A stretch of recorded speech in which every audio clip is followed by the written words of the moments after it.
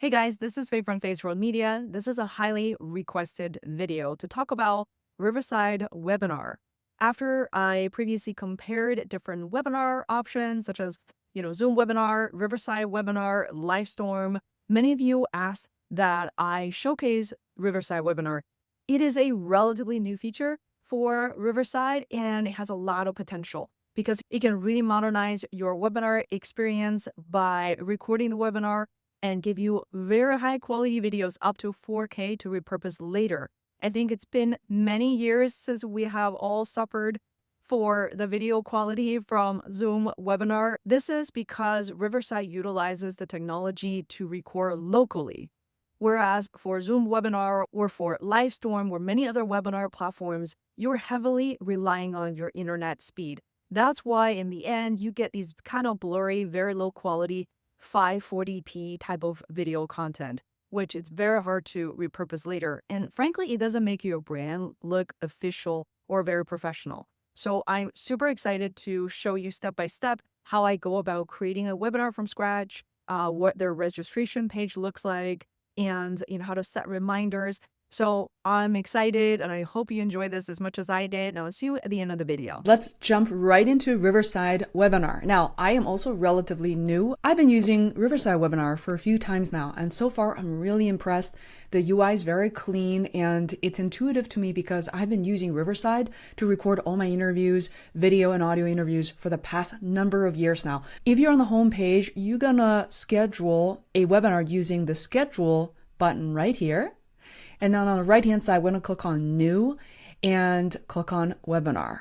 And here is where you name your webinar session. I'm going to just say Phase Webinar Test, and I can schedule it into the future if I want, or something that happens in the next 10 minutes. That's up to you. Here is your time zone, and you can invite people right away. You can choose two different roles. You can choose them as guests. These people will be joining you during the live session. And you can also have producers and technical assistants to join you in the background who will not be seen by the public, but who will have control over things such as audio, video, and things that you also have control over. I think when it comes to this feature, and if you're familiar with Zoom Webinar, this will be the equivalent of co-host. And guest will be the equivalent of participants inside Zoom Webinar. All right. We can invite them now or we can invite them later. No rush. So description, you can type anything you want. Here are some advanced features. First, you can actually live stream and broadcast or run your webinar based on a pre-recorded content. To choose file, you can choose the videos, the content that you already recorded and repurposed inside Riverside, or you can upload new one. And here you can choose MP3, WAV, or MP4 files. Really convenient. This is a great feature for some of you doing product demos and marketing videos. Now, if you don't need that, next section is audience registration. This is really slick if you're using it for the first time, but for me to kind of walk you through at a high level, it is starting with registration form. Of course, you can also generate a direct session link that you can manually send to your participants. But let's talk about registration form. For the registration form, you can give it a title. So I'm going to say, register for Ice Cream Festival in Grafton, Mass. And here's a description. Everyone likes ice cream. Join us. And hosted by, I can say Feisworld Media. And here I can create a custom registration form. Now, typically I recommend people to ask for, less information if you can, because you don't want to create barrier for people to register. Now, if you're running a company and you have additional information you want to seek from your customers or prospects, and remember that with Riverside Webinar, you can actually integrate with Salesforce and HubSpot. You can choose to have phone number, for example, country, and you can also customize text field, single selection field, and even checkbox field right here. Next, you can customize your logo and your background. So here, I'm going to just quickly grab an ice cream image right here from Unsplash. Why not? And I actually want to do something that's a little more horizontal, just show you what it looks like. And here we go. Let me add my background image right here. I can click on upload. I can choose a solid color over here, or all right, let's add our ice cream background. You can add your logo as well. For now, I'm going to actually leave it alone. And you can choose not to show the Riverside logo down here before we see and preview the registration page. Personally, I am a huge fan of these options because I think it's very important to remind people of these events. The options are very straightforward and they're good practice to remind people 1 day before, 1 hour before, and you can also follow up after the event. And that's also really helpful. Let's take a look at our very simple yet beautiful registration page. Register for Ice Cream Festival and your name and email. You can save your spot just like that. Love it. I can go ahead and click on create webinar right away, or right here, I can choose to live stream to multiple destinations. Right now, you're able to schedule and stream this event directly on these popular platforms, including Facebook, YouTube, LinkedIn, Twitch, and X. There are more destinations coming soon. Let me go ahead and click on create webinar. And here you can add to your Google Calendar. I love all this information, and that's already built in, as you can see, with instructions. I can also copy registration link. Once again, that will give people this direct link to register for the event. If you want to capture your attendees' information, this is definitely your best bet. And let's coming back to this webinar. How do you start the session? All you have to do is click on Start Session right here. This is not going to automatically kick off the session. You're still safe. It's just us talking here. All right. So let's get started with part 2. I just clicked on Start the Session, and here I can change my name. Like so, I can choose whether I am using my headphone or not. In this case, I am not. I can verify the camera, the sound system, the microphone I'm using, and click on Join Studio. Okay, looks like my camera's a little blurry. Sometimes this happens. On the right-hand side, I can click on that and double check my camera. Not bad. Let's change into camel. Okay, there we go. Okay, there's no delay. Very good. So now you're inside the studio. Like I said, you're not going live. Even if people join at the moment, they're not going to be able to see your video until you click this button right here, guys. The moment you click on the red record button, not only your video or your webinar in this case is being recorded, but you're also then going live, means that your webinar is now live and broadcasting to your attendees. Now, they will have the link after they register. They will have access to your webinar. You may be wondering, what is that link? So you're going to click on this plus sign here. Notice that you can now live stream to social media. By the way, you do need to connect each channel. Same thing for Facebook, Facebook profile, Facebook page. And here's your LinkedIn profile or LinkedIn page you can stream to. And here is X.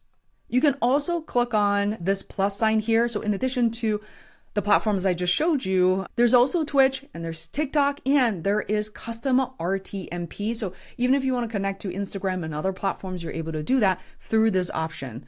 I'm not going to go over everything via this video, but now you can see that you are also going live directly on Riverside platform right here. So if you click this link, you can also share to your attendees or people who are emailing you to say, oh, I don't know how to watch you live. This is the simplest link, and you do not need to go live on the other social media for people to see it. All right, let's click out of this, knowing that you can configure all the live stream options even while you're inside the webinar. On the left-hand side, I want to remind you that you can still invite people in and out of your webinar, including guests who will appear. This is like a presenter or like a participant. Producer is someone that you'll invite, like a co-host who can help you manage these participants, attendees who can be there with you but not shown on screen. Next, I want to walk you through some of the key features inside Riverside Webinar. We're going to start with the bottom here with a layout. So layout is very, very important. As you can see, this is full screen and this is grill fill. The reason you don't see another person is because we haven't invited another person here. But if someone is here, you see that will be split right in the middle. And there's also a split screen when somebody's going to take up a bigger portion of this, 2/3 to be precise. We can also be in this landscape view and picture in picture. Because there's nothing on stage yet, this is a little confusing. As I was just saying, I'm going to click on share to share my screen. Now, this is very important. If you're using this for the first time, you need to give permission to allow Chrome to record your screen. If you're going to share anything prior to the webinar, you want to make sure to do this and test this out prior to your live session. So let me go ahead and open up a beautiful image painted by my mom, because why not? It's just beautiful as a background. Now coming back to my screen, if I want to go share my screen, there are different orientations I want to show you. I could do full screen. In this case, inside the webinar, I'm not showing at all. It's just the image, this painting of my mom, Xianglei. You also notice that the next three options, the second, third, and fourth, those are actually reserved for interviews, like people talking to each other, having multiple participants. However, I have options such as picture-in-picture circle, like so, and the other one is having me a little bit bigger and to the right-hand side.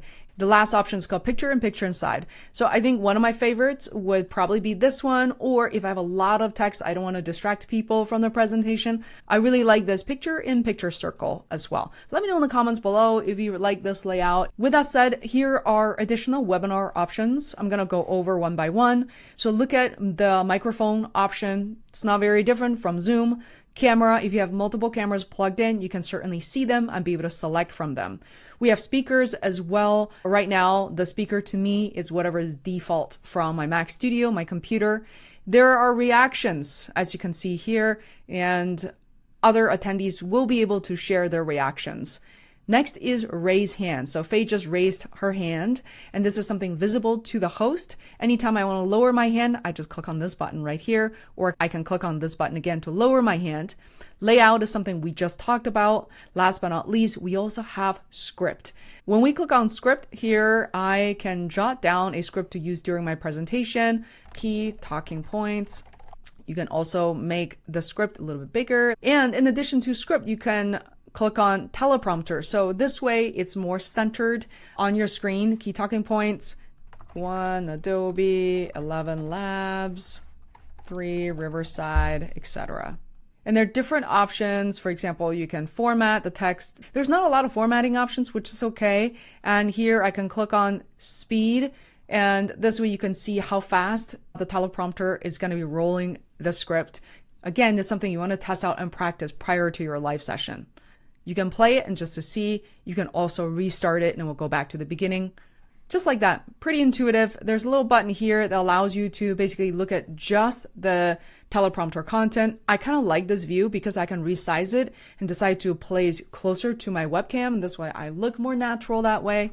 And for you to leave the session, obviously, you can just hang up at any moment. You probably remember earlier I was saying that you can actually live stream the content, your webinar, to your favorite social media platforms. If you forgot to do that, it's now too late during your live session. You can click on this button right here and choose to turn on or off for live stream to social media. Once you turn it on, for example, you can click on YouTube, and right here, you're able to connect to your YouTube channel and go from there. Now at the bottom, there's something called Go Live on Riverside. So there's a watch link. So if you don't want to mess around with social media, you want to give people a direct and simple landing page to go to and watch your content, you're able to use this link here. But remember, with this webinar, I decided to require registration for attendees, so they can't just click on the link and start watching right away. Instead, they'll be prompted with a registration link, and then they're able to join you live and watch the webinar. This little gear button right here, you'll notice that you can basically live stream content at 720p or 1080p. What I really like about this process is that because all the content is recorded locally, once the webinar is concluded, you can still access 4K quality content, which is amazing. Speaking of recording quality, you can click on this little gear right here, recording type. This is for after the webinar. You can choose to have your recording resolution to be 720p. This is faster upload processing time. When you're done, you don't have to wait for your content to be converted after a long period of time. Personally, I like to stick with 1080p when possible, and occasionally I will choose 4K, but the conversion is going to take a while. Transcript language. There's a lot to choose from, including Chinese, which makes me really happy. If you have a lot of background noise as a speaker, especially presenters, you can turn on noise reduction, and this will clean up your recording. On the right-hand side, under people, you can see the list of people who are live and participating in your webinar. There is a chat, and what's really nice about the chat is you have two options. One is the public chat. This is for people who are attending your webinar, and here you have the option to see all chat, the Q&A, as well as polls that you can set up and ask people questions. And the second one is called the studio chat. For presenters and your technical folks, like producers, you're able to engage with them outside of the live group, which is very convenient. This way, you don't have to worry about checking your cell phone all the time or going to WhatsApp, that sort of thing. Under branding, if you want to change up your logo, your design, your background, you're able to do that even while you're in session. There are also overlay options, as you can see. Okay, so let me turn off the script. I'm also going to stop sharing for a moment. You can also create links. Live with Fei Wu, show. You can have a countdown right here, Board Pro. To create a new link, all you have to do is type it in. Once you type your text, I can go ahead and so I can save, show, and hide. When you click on it, it actually takes you to that link, which is pretty sweet. I can upload media. Let's see the options I got. So maximum file size is 100 megabyte. And if I go into download, looks like I'm able to upload videos that is of MP4 and MOV format. So this is preview versus live, so everybody can see and hear. You have the choice to choose and test out using preview, which means only you can see and hear, versus live. If you have this turned on, whatever you play will be heard by the public attendees.